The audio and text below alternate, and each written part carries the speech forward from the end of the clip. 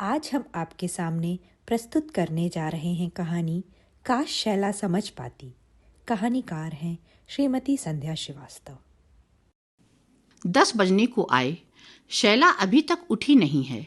भगवान भास्कर की रश्मियां छत पार करके दरवाजे पर दस्तक देती हुई खिड़की से झांक रही हैं। लगता है मानो कह रही हो, उठो, दिन चढ़ आया है। प्रभा जी 2 बार दरवाजे तक आ आकर जगाने के लिए तत्पर होती हैं, पर रुक जाती हैं। शैला प्रभा जी की बुद्धिमती गुणवती बहू है। एक मल्टीनेशनल कंपनी में सॉफ्टवेयर इंजीनियर है।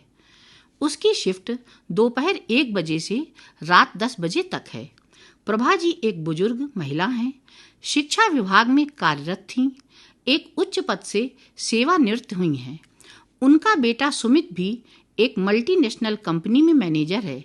वो भी देर रात तक लौटता है, पर वो कितना भी देर तक सोए, प्रातःकाल 7 बजे उठ ही जाता है। आज भी सुमित प्रातः उठा, टहलने गया और लौटकर आने पर उसने माँ के हाथ की बनी चाय पी। फिर वो शैला को जगाने के लिए 10 बजे उसके पास बेड टी लेकर गया। पति की आवाज़ देने पर शैला उठी। बेड टी पीकर बड़े नखरे से उसने उसे थैंक्स कहा और फिर प्रातःकालीन दिनचर्या से निवृत्त होकर और तैयार होकर डाइनिंग टेबल पर आकर बैठ गई। प्रभा जी से 1 कप चाय की फरमाइश उसने कर ही दी। प्रभा जी मुस्कुराईं और उसे 1 कप चाय लेकर उन्होंने दे दी। वो चाय पीती रही और पेपर पढ़ती रही। पेपर पढ़ते पढ़ते अचानक वो उठी और अपनी किसी दोस्त से फोन पर बात करने लगी। थोड़ी देर बाद सुमित, शैला और प्रभा जी नाश्ता कर रहे थे। शैला नाश्ते की तारीफ कर रही थी। उसे तो ये भी पता नहीं था कि आज खाना बनाने वाली आंटी नहीं आई थीं। उसकी 4 साल की बेटी प्रातः 8 बजे तैयार होकर और अपना टिफिन लेकर स्कूल चली गई थी। माँ बेटी की मुलाकात अधिकतर शनिवार और रविवार में ही होती है। स्कूल का कोई काम है, प्रोजेक्ट बनवाना है या होमवर्क करवाना है तो प्रभाजी ही करवाती, और यदि कुछ शेष रह गया तो सुमित हाजिर रहता। अभी पिछले सेकेंड सैटरडे में शैला सुमित के साथ पेरेंट्स मीटिंग में बेटी के स्कूल गई। क्लास टीचर के पूछने पर वो बेटी को लेकर कोई संतोषजनक उत्तर नहीं दे पाई। क्लास टीचर आश्चर्यचकित थीं कि इतनी टैलेंटेड होने पर भी बच्ची के प्रति ये कैसी उदासीनता है, पर शैला ने ये सब हल्केपन से लिया। वास्तविकता तो ये है कि बेटी की डेली प्रोग्रेस रिपोर्ट तो उसकी दादी के पास थी। शैला ने स्कूल से आते ही प्रभा जी से कह दिया कि अगली मीटिंग से आप ही बेटी के विद्यालय जाएं। यद्यपि प्रभा जी को ये सब करना अच्छा भी लगता है, पर जब वो थक जाती हैं तो उन्हें लगता है कि काश शैला कभी उनसे उनकी तकलीफ और दुख दर्द की चर्चा करती, कभी उनके पास बैठती, कुछ अपनी कहती, कुछ उनकी सुनती। शैला तो बस अपने में ही मग्न रहती। ऑफिस से छुट्टी मिलती तो कभी देर रात पार्टी, कभी सैटरडे संडे में आउटिंग, और इन सब से फुर्सत मिली तो अधिक से अधिक समय सोकर बिताना और कहना कि बड़ी मुश्किल से तो छुट्टी मिलती है। प्रभा जी का एक बेटा और भी है जो अभी पढ़ाई कर रहा है। एक बेटी भी है जिसका विवाह हो चुका है। वो डॉक्टर है, उसके पति भी डॉक्टर हैं। दोनों पति पत्नी दिल्ली में प्राइवेट हॉस्पिटल में प्रैक्टिस करते हैं। प्रभा जी के पति एक रिटायर्ड आर्मी ऑफिसर हैं और इस समय वो अपनी बेटी के पास गए हैं। प्रभा जी अपनी बहू शैला की तारीफ सबसे करती हैं। शैला अपने ऑफिस में कर्मनिष्ठ मानी जाती है। सफलतापूर्वक कार्य करने के लिए उसे अनेक अवार्ड भी मिले हैं। शैला एक मध्यम वर्गीय परिवार की बड़ी बेटी है। उसके परिवार में उसके दादी बाबा, माता पिता, चाची चाचा और सबके बच्चे एक साथ रहते हैं। एक संयुक्त परिवार में पली बढ़ी योग्य लड़की से प्रभा जी ने सुमित का विवाह इसलिए किया था कि वो परिवार को संगठित करके तो रखेगी, साथ ही अपनी योग्यता से सबको लाभान्वित भी करेगी। लेकिन शैला तो इसके बिल्कुल विपरीत थी। बचपन से भरपूर प्यार प्राप्त करने वाली शैला के पास अपनी बेटी के लिए ही समय नहीं था। उसकी शिक्षा दीक्षा, उसकी आवश्यकताएं और पल पल परिवर्तित होते व्यक्तित्व से शैला अनजान थी। आज शैला के ऑफिस जाने के बाद प्रभा जी घर की देखभाल में लग गईं और फिर पोती के आने का समय हो गया।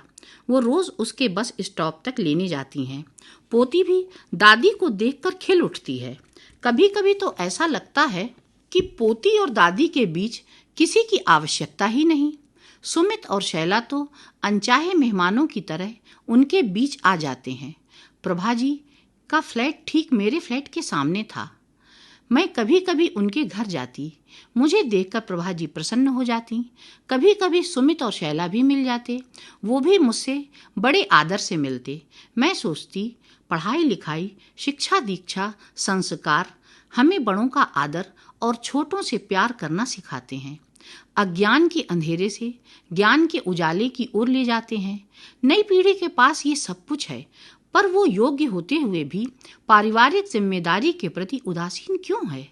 शैला जैसी लड़कियां योग्य हैं, पढ़ी लिखी हैं, उनके स्वभाव में किसी प्रकार का दोष नहीं है, उन्हें व्यक्तित्व विकास के अवसर मिले हैं, उन्होंने आगे बढ़ने के लिए संघर्ष तो किया है, पर अकेलापन क्या होता है वो स्वयं नहीं जानती। वो ऐसे पारिवारिक परिवेश में पली हैं जहाँ संस्कार है, जहाँ भारतीय संस्कृति के मनोहारी पुष्प खिलते हैं, पर वो अपनी संतान को एक टूटा हुआ परिवेश क्यों देना चाहती हैं?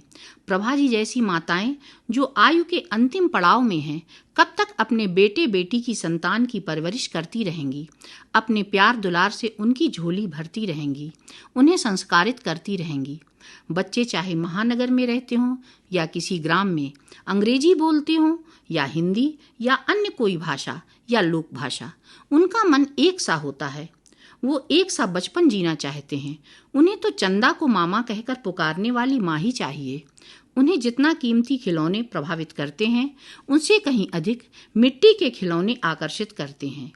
आगे बढ़ने की लालसा, आधुनिकता का परिवेश और बदलती परिस्थितियां आज शैला सुमित जैसे माता पिता को समय के अभाव की समस्या से ग्रसित तो कर रही हैं, पर यदि अपने सीमित समय में भी शैला जैसी आधुनिकाएं अपने परिवार को समय देंगी तो उनके बच्चों के साथ साथ उनका भविष्य भी उज्जवल होगा।